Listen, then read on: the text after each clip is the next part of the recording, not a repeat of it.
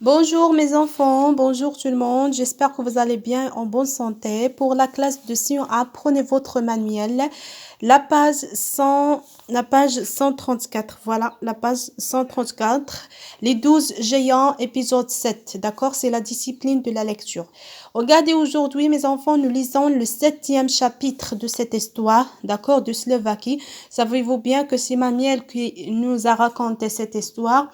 Mais avant de lire ce chapitre, on va faire un petit rappel, d'accord? Savez-vous bien, mes enfants, que cette histoire parle d'une belle fille qui s'appelle Maria, qui habite avec sa belle-mère et sa sœur qui s'appelle Anastasia. Et savez-vous bien que Maria est plus belle qu'Anastasia? C'est pour cela la veuve ou bien la jalousie dévore le cœur de la veuve et d'Anastasia, d'accord?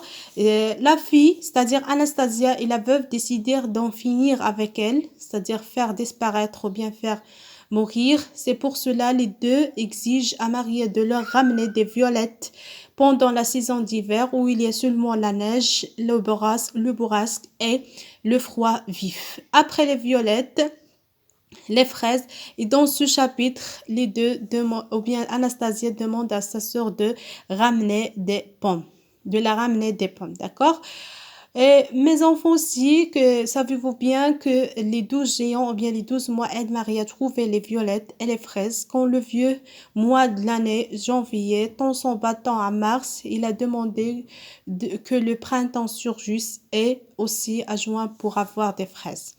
Avant l'étude de ce texte, on va faire l'étude de l'illustration. Qu'est-ce que vous voyez dans l'illustration? C'est la forêt, d'accord? Alors, c'est la forêt. Quel moment? C'est la nuit parce que regardez, le ciel est noir. On peut dire, oui, c'est le ciel est noir. On a deux arbres. Regardez, deux arbres avec des branches nues, ni fruits, ni feuilles. Je vois Maria sous un arbre, d'accord? Il met un foulard rouge sur sa tête et regardez, ses mains sont resserrées devant elle comme pour se protéger du froid. Ici, je vois Anastasia à droite. Elle regarde du côté de la forêt. Nous savons bien qu'elle espère la mort de Maria. Je vais vous faire la lecture magistrale et après on va passer aux compréhensions du texte. Les 12 géants, épisode 7. Le lendemain soir, ce sont des pommes qu'Anastasia réclame à sa sœur. Des pommes à la chair sucrée, luisante comme la lune. Maria met son châle et s'en va. Elle passe près de vergers où, à l'automne, les pommiers croulent de fruits. Bien sûr, les branches sont nues, sans feuilles ni fruits. La jeune fille continue son chemin vers la forêt. Pense-t-elle trouver des pommiers au milieu des chênes et des êtres? Certes, non. Elle aperçut une lueur au lointain. Lorsqu'elle débouche la clairière, elle voit les géants. Ils n'ont guère bougé. Elle court vers eux, criant: Des pommes, Seigneur, cette fois. Anastasia veut des pommes. Janvier la regarde d'un air sévère. J'aimerais que ce manège cesse, ma fille. Tu troubles notre méditation.